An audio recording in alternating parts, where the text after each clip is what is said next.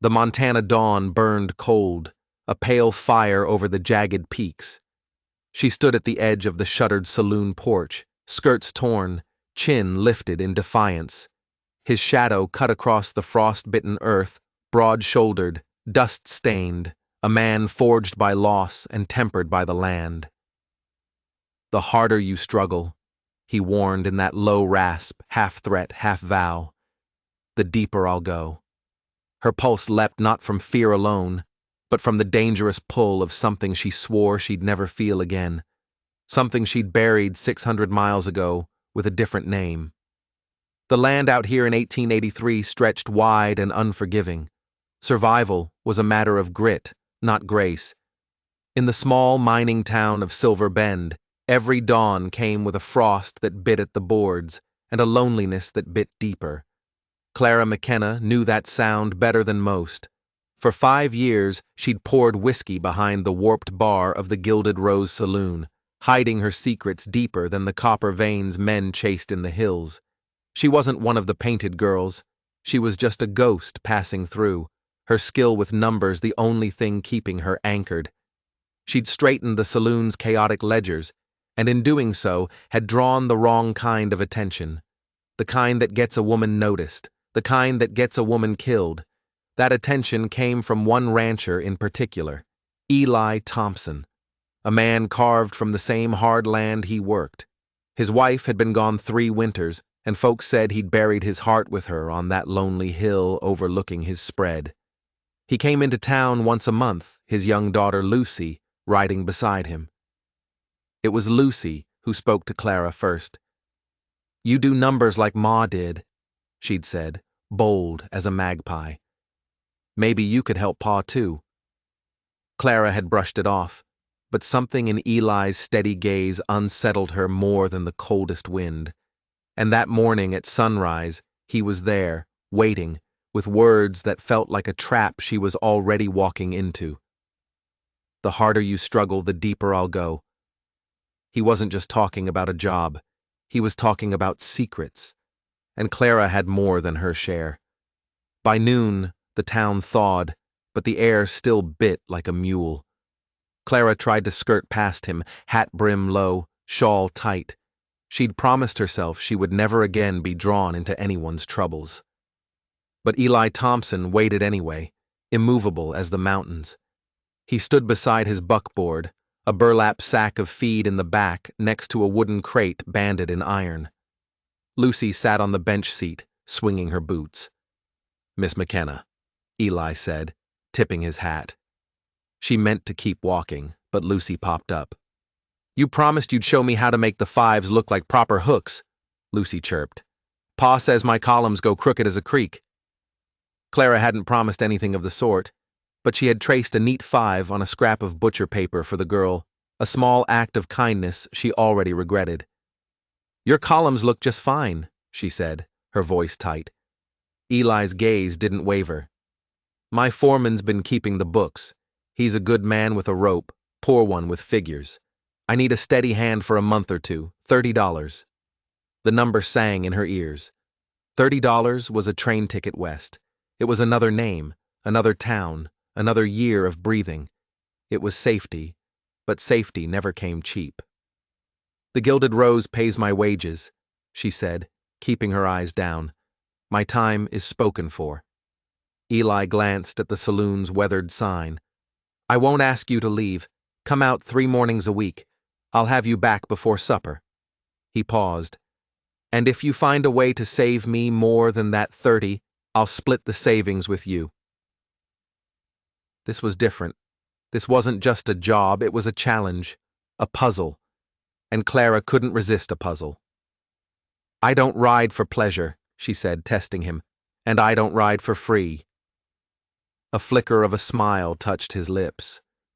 "You'll sit with Lucy. I'll even put a cushion on the plank." Clara felt her own lips betray her with an almost smile. "Your girl speaks plain." "She does." Something softened in his face. "She misses a woman's steadiness out there." It was loss moving under his voice like a river under ice. Clara knew that sound. It matched her own. I'll need to see your ledgers before I decide, she said, trusting only numbers. I won't be counted a fool because I'm a woman who works behind a bar. He nodded once. Fair. He lifted the iron-banded crate and placed it in her hands. It was heavier than she'd expected, weighted with more than just paper. Start with this. Take it home. Look it over. If you come at dawn, we'll call it a bargain. He climbed up beside Lucy. Dawn, he called, turning the team. Clara hugged the crate to her chest, her heartbeat counting the hoofbeats fading down the road. She knew sleep would not come easy. She also knew that crate held the key to his ranch.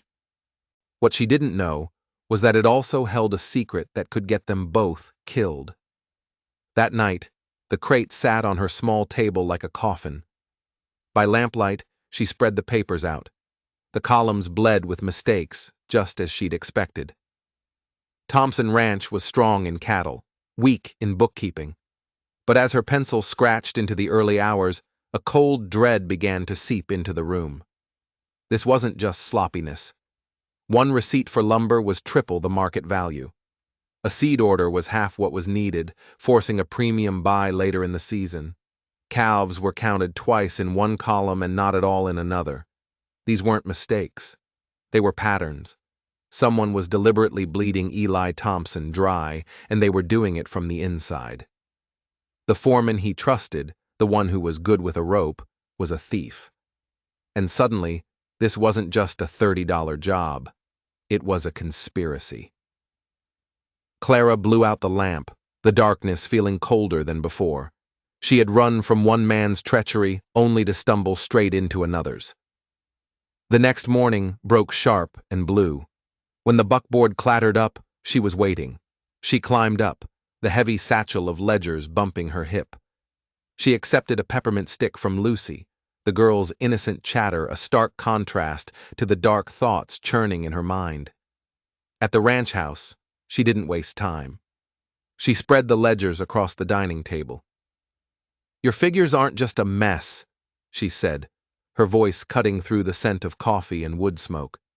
They're a lie. She tapped the page, her finger tracing the crooked numbers. Your foreman isn't bad with figures, Mr. Thompson. He's stealing from you. Eli's jaw tightened. The air crackled. This was the moment of truth. He could throw her out, call her a liar, a saloon girl meddling in things she didn't understand. Or he could listen. He poured coffee into 3 tin cups, his movements slow and deliberate. His face was unreadable, a mask carved from prairie granite. Jedediah has been with me for 10 years, he said, his voice low and dangerous. He was there when I buried my wife. Clara met his gaze without flinching. Grief makes men blind. Loyalty makes them fools. Look at the numbers. She laid it out, piece by piece. The inflated invoices, the missing cattle, the phantom supply orders, each one a nail in the coffin of his trust. He stared at the pages, at the undeniable proof of betrayal, and something in his shoulders slumped. It wasn't anger she saw in his eyes then, but a profound and weary sorrow. Why? He asked, the word barely a whisper. That was the question she couldn't answer. The motive was missing. Was it greed? A grudge? Or was it something else? Something that connected to the lingering strangeness of his wife's passing. Lucy broke the silence, her small voice cutting through the tension. Ma used to say numbers don't lie, Pa. Only people do. From the mouths of babes. The truth of it settled between them, heavy and cold. Eli finally nodded, a single sharp jerk of his chin. Find it, he said. Find every last cent he's taken. Find out why. The job description had changed. She wasn't just a bookkeeper anymore, she was a hunter. And she had the chilling feeling that Jed the foreman wasn't the only predator on this land. The next few days were a tightrope walk. Clara worked at the ranch, her mind a whirlwind of numbers, while Eli watched Jed with new eyes, a quiet, dangerous storm brewing behind his calm facade. Every interaction was laced with unspoken tension. Jed seemed oblivious, or maybe he was just a very good actor. He was a quiet, weathered man who always had a kind word for Lucy. It didn't fit. Thieves were supposed to be shifty-eyed and cruel, not men who whittled tiny wooden horses for a grieving little girl. But the numbers didn't lie. They pointed to a slow, steady drain, thousands of dollars siphoned away over 3 years. And then Clara found the connection, the overpayments for lumber, the phantom feed deliveries. They all traced back to suppliers owned by one man, Silas McGraw, their neighbor, the same rancher who was in a bitter feud with Eli over water rights. This wasn't just skimming. This was a weapon. McGraw was funding his fight against Eli with Eli's own money, with Jed as his inside man. The betrayal was deeper and more venomous than they had imagined. She showed Eli the proof, the invoices signed by Jed, the payments routed to McGraw's shell companies. The quiet storm in Eli's eyes finally broke. That evening, he confronted Jed in the barn. Clara stayed in the house with Lucy, her ears straining, her heart pounding with a mixture of fear and anticipation. Shouts echoed across the yard, sharp and angry. Then, a sudden, wrenching silence. When Eli returned to the house, his face was pale, his knuckles bloody. "He didn't deny it," Eli said, his voice ragged. "But it's not for greed." Jed's son, a boy of 16, had fallen into a gambling den run by McGraw in a town across the territory line. The boy was deep in debt, a debt McGraw was more than happy to hold over Jed's head. It was a classic blackmail scheme. Steal from Eli, or the boy gets hurt. Jed was trapped, forced to betray the man who had been like a brother to him to save his own flesh and blood. The moral lines blurred into a muddy gray. Jed wasn't a villain. He was a father pushed to the brink. And Silas McGraw wasn't just a rival. He was a monster who used people's love for their children as a weapon. "What are you going to do?" Clara asked, her voice soft. Eli sank into a chair, running a hand over his face. "If I turn him in, his boy is as good as dead. If I let him stay, how can I ever trust him again?" But they didn't have time to find an answer, because at that moment a rider galloped into the yard, his horse lathered, his eyes wide with panic. "Boss!" he yelled. "It's McGraw. He's dammed the creek. The north pasture's going dry." McGraw had escalated. The Cold War had just turned hot. The dam was a crude thing of mud and felled logs, but it was effective. The creek that fed Eli's north pasture had dwindled to a trickle. His cattle, already thirsty, were bawling in protest. This was more than a feud over water rights. It was a declaration of war, an attempt to choke his ranch to death. "He can't do this," Eli growled, his hands clenched into fists. "It's a shared water source. It's illegal." Clara looked at him, the grim reality settling in her stomach. "You think a man who uses a boy's life as a bargaining chip cares about the law?" she shot back. "We need to act now."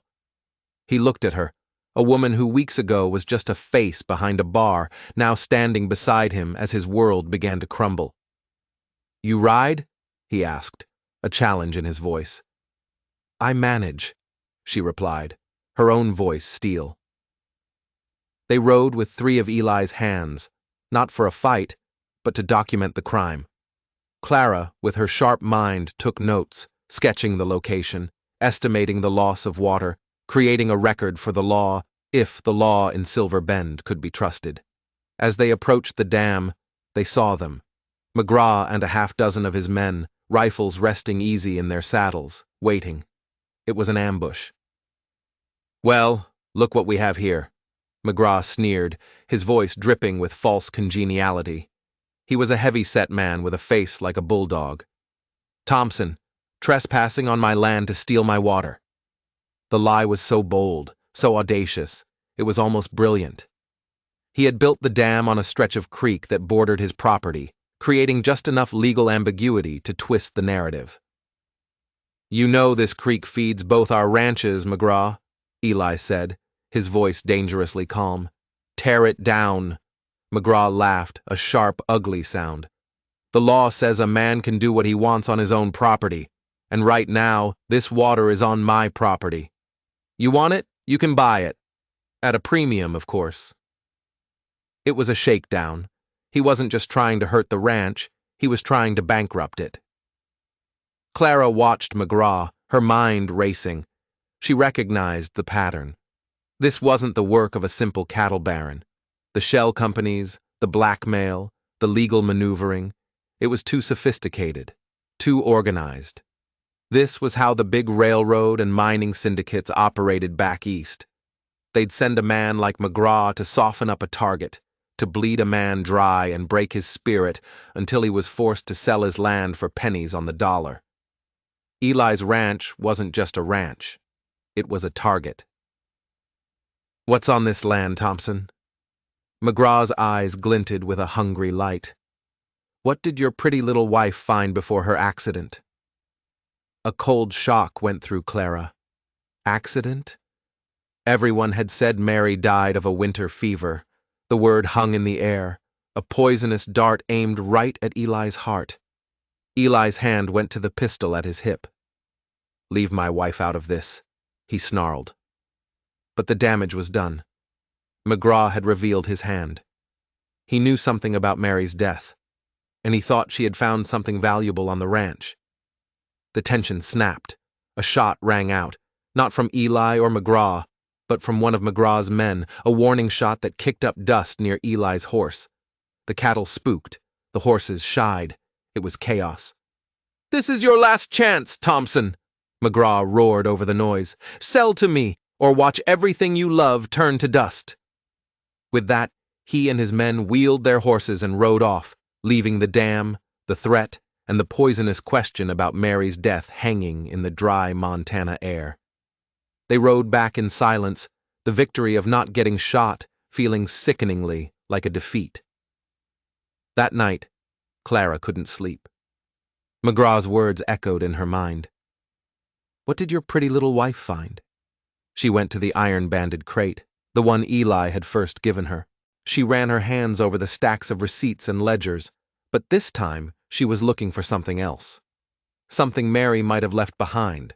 A note, a map, a clue. In the bottom of the crate, beneath a stack of old cattle tallies, her fingers brushed against a small, leather-bound book. It wasn't a ledger. It was a diary. Mary Thompson's diary. Her heart hammered against her ribs. She opened it. The handwriting was elegant, precise. The entries were mostly about daily life. The weather, Lucy's first words, the price of feed. But as she flipped towards the end, the tone changed. The entries became shorter, more frantic. She wrote about the land, about the strange shimmer of the rocks in the creek bed after a heavy rain. She mentioned taking samples. She wrote about a man from the east, a geologist, who had visited, asking too many questions. Then one entry, just a few weeks before she died, made Clara's blood run cold. It read, S.M. knows. He followed me to the ridge. He said the company will have this land one way or another. God protect Eli and my sweet Lucy. S.M. Silas McGraw. And then, the final chilling entry written in a shaky hand. Fever is worse. Jedediah brought me a broth. It tastes strange. Bitter. Jedediah, the foreman, the man blackmailed by McGraw. He hadn't brought her medicine. He had brought her poison. Mary Thompson hadn't died from a fever. She had been murdered. The words on the page seemed to burn through the paper. Murder. It was a word that had no place in the quiet, grief-filled history of the Thompson Ranch. Clara felt a wave of nausea. She looked at the sleeping house around her. This solid, warm home was built on a foundation of lies, its beams held up by a secret so dark it could swallow them all. Jed hadn't just been stealing money. He had been a pawn in a murder plot. He had killed his master's wife on McGraw's orders. And for what? To save his son? Did he even know what he was doing? Did he know the broth was poisoned? the questions twisted in her gut. She now held a truth that could destroy 2 families. If she told Eli, his rage would be uncontrollable. He would likely kill Jed with his bare hands, an act that would see him hang, leaving Lucy an orphan. If she didn't tell him, she would be complicit, allowing a murderer to walk free, to eat at their table, to whittle toys for the daughter of the woman he had killed. Her own past rushed back at her, the reason she was Clara McKenna and not the woman she was born to be. She had witnessed a powerful man commit a terrible crime in a Chicago boardroom, a financial murder that had ruined dozens of families. When she agreed to testify, he had tried to silence her. She had escaped with her life and a new name, running until the country ran out. She had sworn she would never get involved again. Head down. Keep moving. But looking at Mary's diary, at the elegant script detailing a dawning horror, she knew she couldn't run from this. She was already involved. What Mary had discovered in the rocks was clearly the motive. Silver, gold, something valuable enough to kill for. McGraw wasn't just a rancher. He was an agent for a powerful company, sent to acquire the land by any means necessary. The next morning, she watched Eli from the window. He was mending a fence, his movements methodical, his face a mask of grim determination. He was a good man, an honest man, being slowly crushed by forces he couldn't see. She had to tell him. But how? She couldn't just blurt it out. She needed more than a diary entry. She needed undeniable proof. Her eyes fell on Jed, who was working nearby, his face etched with a misery that now looked less like guilt and more like terror. He was as much a victim as a villain, a man caught in a steel trap. Clara made a decision. She wouldn't go to Eli first. She would go to Jed. She found him in the tack room, mending a bridle, his hands trembling slightly. "I know what you did," she said, her voice low and steady. He didn't look up, but his hands went still. "I don't know what you're talking about." "Mary's diary," Clara said, letting the words hang in the air. "The broth." Jed dropped the leather strap. A choked sob escaped his throat. He finally looked up, and the raw, soul-deep agony in his eyes was staggering. "He told me it was just a sleeping draft," he whispered, his voice cracking. "He said she was getting hysterical, that the fever was making her see things. He swore it would just help her rest." The confession tumbled out, a torrent of fear and regret. McGraw had convinced him Mary was losing her mind, that she was going to ruin Eli with wild accusations about the land. He'd said the draft would calm her, and then he'd used Jed's son as the hammer to force his hand. Jed hadn't known it was poison until it was too late, until Mary was dead and McGraw owned him body and soul. "He has letters from my boy," Jed confessed, tears streaming down his weathered face. "If I talk, my son dies." Now Clara had the full picture, a monstrous tangled web of coercion and death. Jed was guilty, yes, but he was also a key witness. His testimony could bring down McGraw and the entire operation, but his silence was bought and paid for with his son's life. As Clara stood there in the dusty tack room, the smell of leather and horse sweat thick in the air, she realized the only way to get justice for Mary was to break McGraw's hold over Jed. And that meant she had to do the one thing she had sworn she would never do. She had to step out of the shadows. She had to use the connections and the knowledge from her old life, a life she had tried to bury forever. It was an enormous risk. The man she was hiding from was powerful, with eyes and ears everywhere. Reaching out to her old contacts was like lighting a signal fire, announcing her location to the very monster she'd fled. But looking at the broken man before her and thinking of Eli and Lucy sleeping peacefully in the house, she knew she had no other choice. To save this family, she had to risk destroying herself. The first step was the most dangerous. She needed to get a message out, but the telegraph in Silver Bend was run by a man who was squarely in McGraw's pocket. Every message in or out was likely being monitored. She needed a different way. She thought of the stagecoach, the one that rattled through town twice a week. Its driver, a crusty old-timer named Gus, had a soft spot for Lucy and a healthy dislike for McGraw. Clara approached him under the guise of sending a letter to a sick aunt back east. She slipped him a $10 gold piece. "This needs to get to the main telegraph office in Helena," she said, her eyes conveying an urgency that went beyond family matters. "And no one in Silver Bend needs to know it was ever sent." Gus looked from the coin to her face, his gaze shrewd. "Some aunts are sicker than others," he grunted, tucking the letter and the coin into his coat. "I'll see it gets there." The telegram was coded using a system of financial jargon she had developed with her former mentor in Chicago, a man named Arthur Vance. He was the only person she trusted from her old life, a shrewd lawyer who had tried to help her expose the corruption before she was forced to flee. The message was simple, asking him to investigate the mining syndicate she suspected was backing McGraw, and more importantly, to find out where Jed's son was being held. It was a long shot. Arthur might be dead, or he might refuse to help, not wanting to put himself in danger.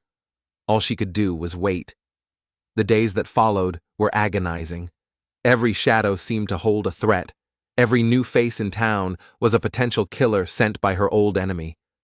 She kept working on the ranch's books, the familiar rhythm of the numbers, a small comfort in a world that had tilted off its axis. The tension between her and Eli grew, but it was a different kind of tension now. He knew she was holding something back, a secret that was more than just a woman's reticence. He watched her, his eyes filled with a mixture of suspicion and a deep, unwilling trust. One evening, as they sat on the porch watching the sunset paint the sky in shades of bruised purple and fiery orange, he broke the silence. "Whatever it is you're carrying, Clara," he said, his voice quiet, "you don't have to carry it alone." The simple kindness in his words almost broke her. She wanted to tell him everything, about Mary, about Jed, about her own past. But she couldn't. Not yet. Not until she had a way to protect them, to give him the truth without handing him a death sentence. Her only reply was to place her hand over his on the porch railing, a silent promise that one day the secrets would end. A week later, Gus the stagecoach driver handed her a small sealed package. "From your aunt," he said with a wink. Inside was a letter from Arthur. Her hands trembled as she read it. He was alive, and he had come through. The mining company was the Montana Development Syndicate, a subsidiary of the same corrupt corporation she had tried to expose in Chicago. Her old enemy was here, in her new life, his greedy tentacles reaching all the way to this remote valley. The connection was real. Arthur had also located Jed's son. The boy, Thomas, was working off his debt in a forced labor camp at a remote mine owned by the syndicate, a place notorious for its brutality. He wasn't just a hostage, he was a slave. But Arthur had included one more thing. A name. The name of a Pinkerton detective in Helena, a man named Frank Hennessy, who owed Arthur a favor. A man who specialized in extractions. The path was now clear, but it led straight through hell. She had to get Jed to Hennessy and Helena. They had to rescue the boy. Only then would Jed be free to testify. Only then could they get justice for Mary. She showed the letter to Jed, watching as hope and terror warred on his face. The thought of his son being free was a powerful lure, but the fear of McGraw was just as strong. "He'll kill us all," Jed whispered, his face ashen. "He'll kill me before I ever make it out of the valley." Clara looked him in the eye. "Not if he doesn't know you're gone." The plan was desperate. They would stage an accident. Jed would fall into a ravine while riding the fence line. They would hold a funeral, bury an empty coffin, and grieve for the loyal foreman who had tragically died.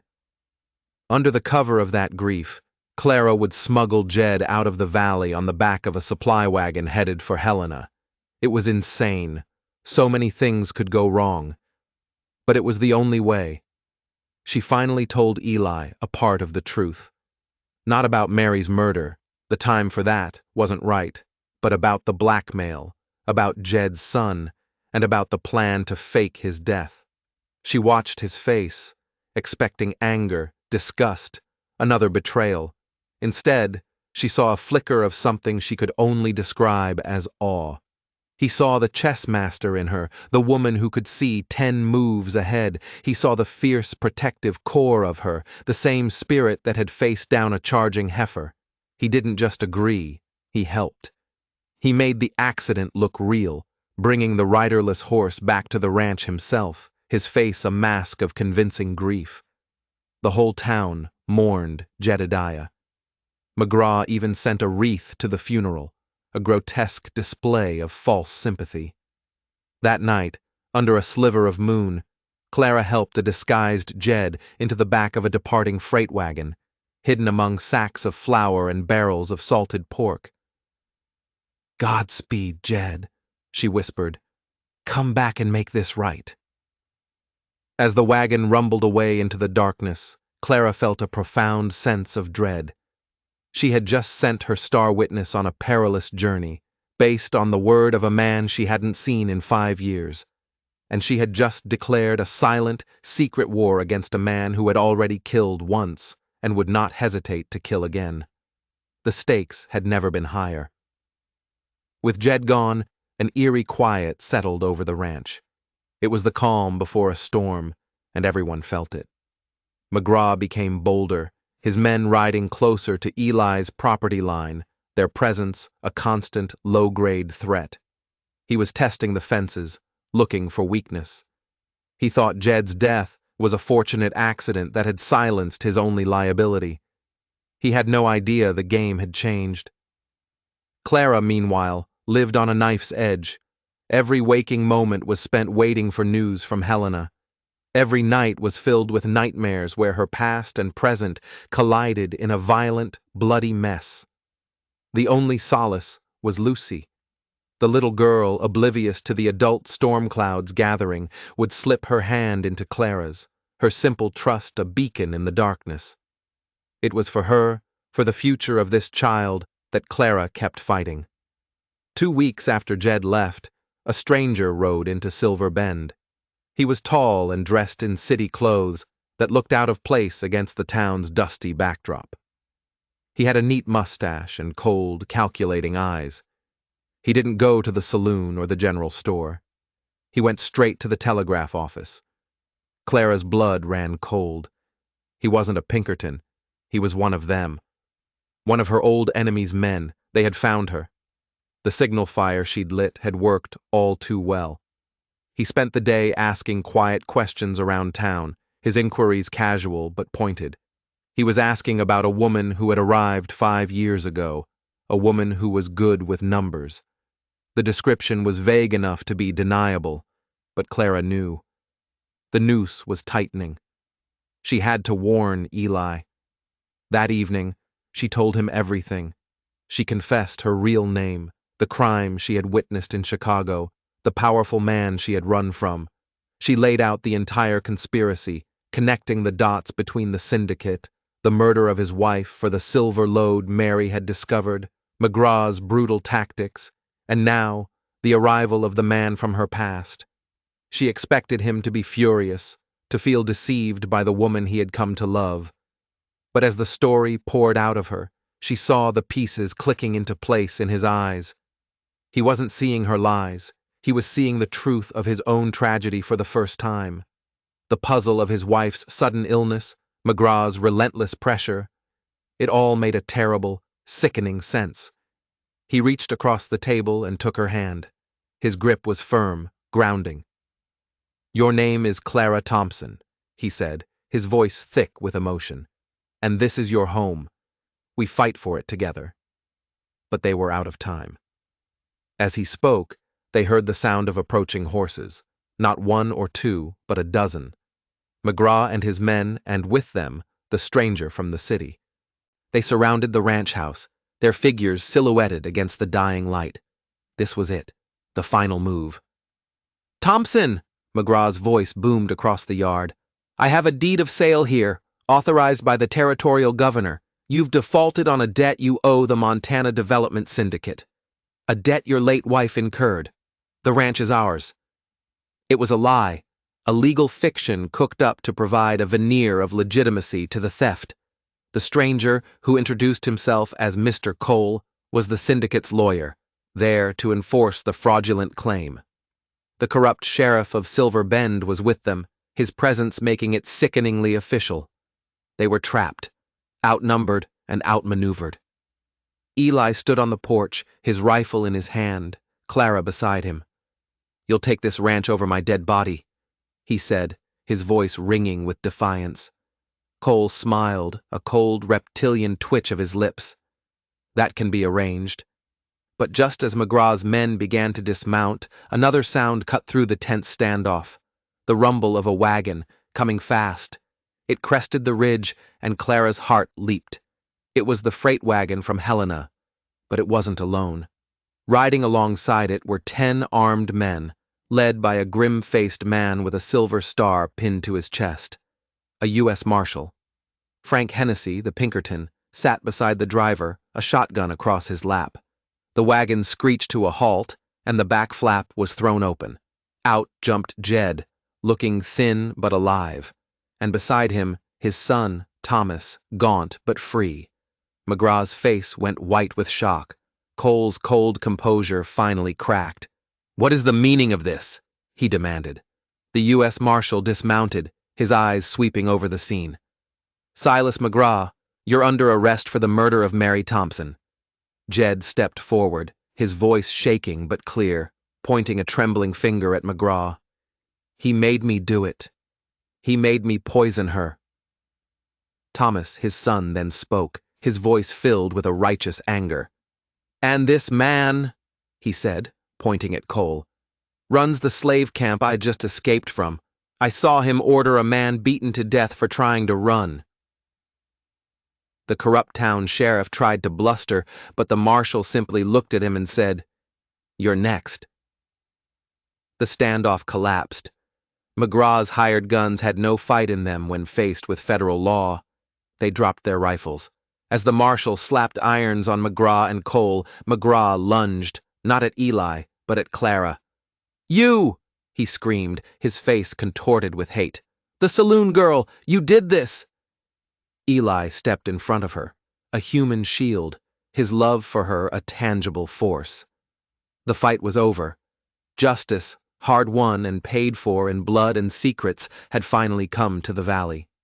The wedding was simple, as things often were in the Montana Territory. The small clapboard church smelled of pine boughs and fresh bread. The whole town was there, their faces scrubbed, their eyes bright. Clara stood at the back, Lucy's small hand in hers. Her dress was plain cotton, but when she saw Eli waiting at the altar, his eyes full of a quiet, fierce devotion, it felt finer than silk. The preacher's words were plain, but the vows they exchanged were forged in fire and truth. The ring Eli slipped on her finger was hammered from a piece of silver, the very silver Mary had died for, now a symbol not of greed, but of a new beginning. When the preacher declared them man and wife, Lucy cheered the loudest, and the town erupted in celebration. That evening, the ranch yard filled with lanterns and laughter. Eli drew Clara away from the firelight to where the fields stretched silver in the moonglow. "This land's never felt whole since Mary passed," he said, his voice thick. "But tonight, with you here, with Lucy laughing, I reckon it's home again." Clara leaned into him, the word echoing in her heart. Home. A place she thought she'd never find again. The mountains stood dark against the sky, eternal and unmoving. The future would hold more storms, but she would not face them alone. She was Clara Thompson, and she was finally home. If you enjoyed this story, don't forget to hit that subscribe button and ring the bell so you never miss an update. Every tale we tell is a journey into the heart of the unknown, and we couldn't do it without your support. Let us know in the comments below which part of Clara's story shocked you the most. Your support means the world to us.